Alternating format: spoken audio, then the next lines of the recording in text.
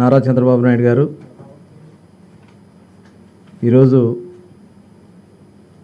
Free sand ప్రతి ఒక్కరికి అందుబాటులో ఇవ్వాలని నిర్ణయం తీసుకోవడం జరిగింది. దానికి తగిన విధంగా గైడ్లైన్స్ తయారు చేసుకోవడం, టోటల్ అవైలబిలిటీ రాబోయే 3 నెలల వరకు, ఎందుకంటే వర్షాలు సీజన్ వస్తుంది కాబట్టి ఈ 3 నెలలకి మనం ముందు టోటల్ గైడ్లైన్స్ కానీ టోటల్ దాన్ని ఎలా చేయాలనేది ఒక విధి విధానాలన్నీ కూడా తయారు చేసుకుని రమ్మని చెప్పడం జరిగింది. ఇది నిజంగా ఒక శుభపరిణామం. ఆంధ్రప్రదేశ్ రాష్ట్రంలో ఇవాళ కన్స్ట్రక్షన్ యాక్టివిటీ గత 5 సంవత్సరాలు పూర్తిగా నిర్వీర్యం అయిపోయింది, భ్రష్టు పట్టిపోయింది. ఆదాయంగా మరి పేదవాళ్ళని దోచుకున్నటువంటి రంగం ఏదైనా ఉందంటే ఈ శాండ్ వల్లే ఇది పెద్ద ఎత్తున జరిగింది. అలాంటి పరిస్థితులు మళ్ళీ రాకుండా ఉండాలి. ప్రతి ఒక్కరికి ఇన్ టైం అవైలబిలిటీ కూడా ఎక్కడ కూడా లేదు అనేది లేకుండా ప్రతి ఒక్కరికి అందించాలి. కన్స్ట్రక్షన్ యాక్టివిటీ నిరంతరాయంగా ఈ రాష్ట్రంలో జరగాలనేది మరి ముఖ్యమంత్రి గారి యొక్క ఆలోచన. దానికి తగిన విధంగా మరి కొన్ని గైడ్లైన్స్ కూడా మాకు ఇవ్వడం జరిగింది. ఇంక ఇక్కడి నుంచి ఎట్టి పరిస్థితుల్లో కూడా శాండ్ లోటు ఉందనేది లేకుండా చేయాలనేది మేము లక్ష్యంగా పెట్టుకున్నాం. రాష్ట్ర నలుమూలల్లో కూడా ఈ యాక్టివిటీ జరగాలి.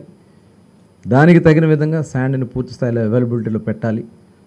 అట్లాగే దీన్ని నిరంతరం మానిటరింగ్, రేట్ల విషయంలో ఎక్కడన్నా ఈ ట్రాన్స్పోర్టేషన్కి సంబంధించి ఎక్కువ చేసుకుని వీళ్ళు ఎవరైనా బ్లాక్ మార్కెట్ చేయాలని చూస్తే మటుకు తీవ్రమైనటువంటి చర్యలు ఉంటాయి.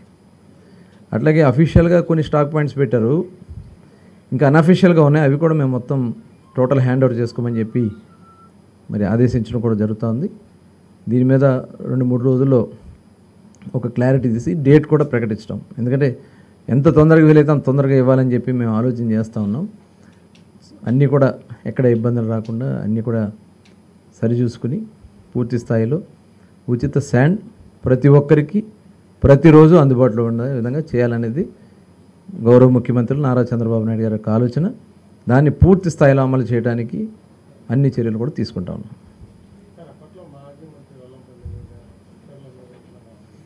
ఉన్నాయి, అందుకని ఇంకా నేను డీప్గా వెళ్ళడం కాదు.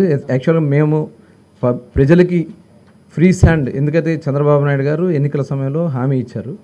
గతంలో మేము 2014లో ఏదైతే 19 మధ్యలో ఫ్రీ శాండ్ పాలసీని తీసుకొచ్చింది మొట్టమొదటి రాష్ట్రం ఆంధ్రప్రదేశ్ రాష్ట్రం. ఆ రోజు చంద్రబాబు నాయుడు గారు ఫస్ట్ డ్వాక్రాస్కి ఇచ్చి తర్వాత దాన్ని వాళ్ళు కూడా బెనిఫిట్ పొందాలని చేయడం జరిగింది. తర్వాత పూర్తిగా ఫ్రీగా ఇచ్చేసాం.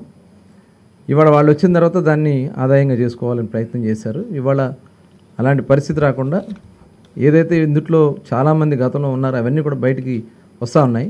ఒక్కొక్కటి మొత్తం బయటకు తీస్తాం. దీంట్లో ఇన్వాల్వ్ అయిన ప్రతి ఒక్కరిని కూడా చట్ట ప్రకారం చర్యలు తీసుకోవడం జరుగుతుంది. ఎంత వీలైతే అంత తొందరగా, ఎందుకంటే దానికి సంబంధించి టెక్నికల్ ప్రాబ్లమ్స్ ఇవన్నీ కూడా ఉంటాయి. తర్వాత ముందు రీచెస్లో ఉన్నాయని కూడా మరొకసారి మరీ క్యాలిక్యులేట్ చేసుకోమంటున్నాం. దానికి తగ్గగా మిగతాది ఎక్కడి నుంచి మనం అక్యుములేట్ చేసుకోవాలనేది కూడా మేము ప్లాన్ చేసుకుంటాం.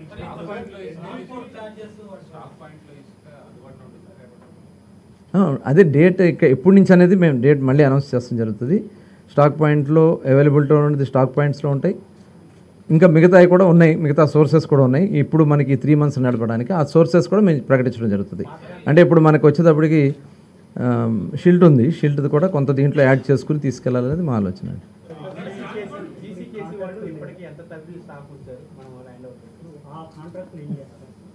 అది ఇవన్నీ కూడా దీని మీద ఇంకా డెప్త్కి వెళ్ళాలి, చాలా డెప్త్కి వెళ్ళాలి. దీంట్లో చాలామంది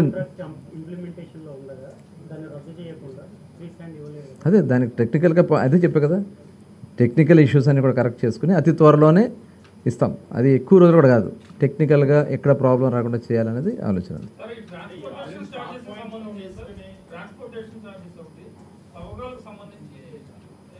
అది కలెక్టర్ గారు డిసైడ్ చేస్తారు. జిల్లాలో కలెక్టర్స్ దాన్ని డిసైడ్ చేస్తారు.